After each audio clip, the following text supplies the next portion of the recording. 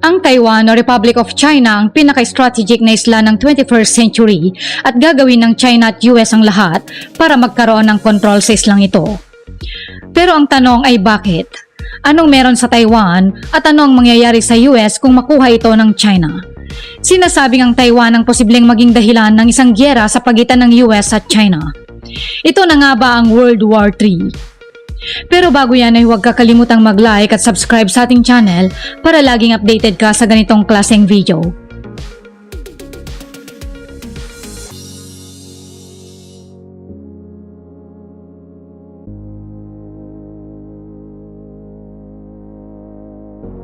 Atin munang balikan ang kasaysayan ng China at Taiwan.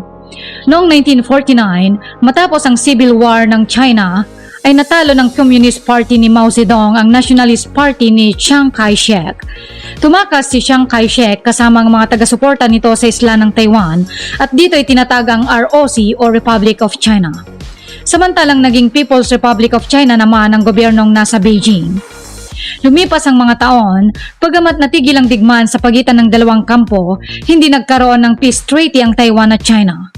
Ngunit ang Taiwan ay naging independently governed na isla at mayroon itong sariling konstitusyon at demokrasya. Ngunit noong August 4, 2022 lamang ay nabulabog ang lahat nang magpalipad ng 11 missiles ang China sa direksyon ng Taiwan. Ito ay kasunod ng pagbisita ni US House Speaker Nancy Pelosi sa Taiwan. Hindi ito ang unang beses na nagpalipad ng missiles ang China patungong Taiwan, pero ito ang pinakamalawak nilang military exercises malapit sa Taiwan. Pinapahiwatig lamang ito na handa silang gumamit ng dahas kung susubukan ng Taiwan na tuluyang maging independent at kung ipagpapatuloy ng US ang pakikipagmabutihan dito. Ang kasalukuyang leader ng China na si Xi Jinping ay nangakong muling pag-isahin ng mga Han people o ang mga Chinese. Ang mga nasa Taiwan technically ay may lahing Han, bagamat may sarili silang kultura na iba sa China. Isa pang patunay na determinado si Xi Jinping na tuparin ang pangakong ito ay ang Anti-Secession Act ng China na nagbibigay sa kanila ng karapatan na gumamit ng dahas kung susubukan ng Taiwan na tuluyang maging independent. Kung matuloy ang pag-atake ng China sa Taiwan, sinasabing isa ito sa magiging biggest naval assault sa kasaysayan. Ito ay dahil sa higit 100 kilometers ang kailangang lakbayin ng kanilang mga barkong pandigma. Aabutin ng ilang oras ang pagbabanteng ito at magkakaroon ng pagkakataon ng Taiwan na maghanda.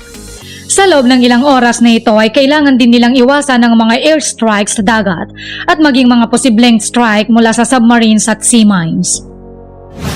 Pero hindi lang ito ang kakaharapin ng umabanteng Chinese forces o ang People's Liberation Army. May mga maliliit pa na islang sakop ang Taiwan, ang Kinmen na ilang milya lang ang layo sa mainland China at ang Penghu na mayroong mga missiles at early warning devices. Sila ang first line of fire. Kung makarating naman sa coastline ng Taiwan ng People's Liberation Army, ay magiging mahirap ang pagdaong ng kanilang mga barko dahil ang ibang parte ng coastline ng Taiwan ay mababaw. Ang mga port na pwedeng daungan ng kanilang mga barko ay paniguradong babantayan ng maigi. Hindi rin sila maaring umatake sa silangan ng Taiwan dahil ito ay mountainous area at mahihirapan ang mga Chinese soldiers sa pagbabante. Idagdag pa dito na hindi lang basta-basta ang mga army ng Taiwan, kahit na maliit ang kanilang hukbo, mayroon naman silang 1.6 million reservists at matagal na nilang pinaghahandaan ng posibleng pag-atake ng China. Kaya't kabisado na nila ang gagawin. At hindi rin basta-basta makakapag-airstrike o makakapagpalipad ng missile sa sentro ng Taiwan ng China dahil sa isang dahilan. Masyadong mahalaga ang infrastruktura sa loob ng Taiwan at ang mga nasa loob ng isla ng Taiwan ay mga factories ng pinaka-advanced microchip sa buong mundo.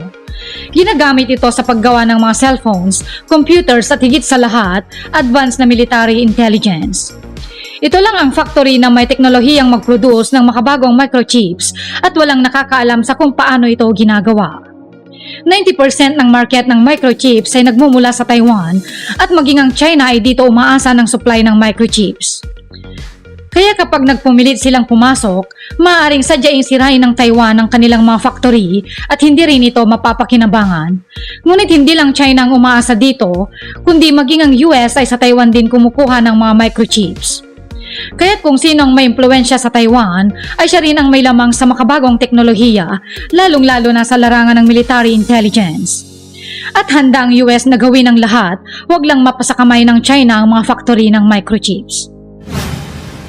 Pero hindi lang ito ang pangunahing dahilan ng US dahil ang totoong dahilan bakit nila kinakampihan ng Taiwan ay ang posisyon ng Taiwan sa mapa. Ito ay nasa sentro ng First Island Chain o iyong mga islang naghihiwalay sa East China Sea at Philippine Sea at West Philippine Sea sa Sulu Sea. Sila ang nagsisilbing tila shield ng US laban sa China. Dahil ang lahat ng bansang napapabilang dito ay nasa impluensya ng US.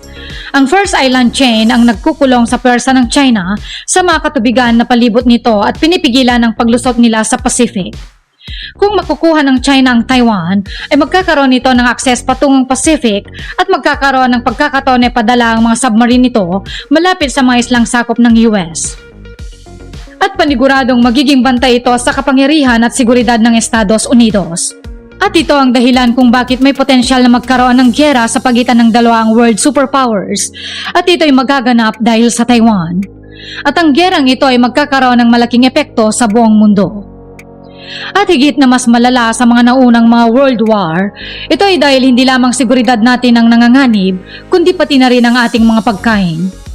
Kailangan muna nating malaman ang ekonomiya ng China, Taiwan at US ay konektado sa isa't isa. Kung magkakaroon ng giyera sa pagitan nilang dalawa, hindi maiiwasan ang pagpataw ng economic sanctions o paglimita o pagpatigil sa mga produktong lumalabas at pumapasok sa tatlong bansang ito. Katulad ng nangyayari ngayon sa ibang panig ng mundo na may girian.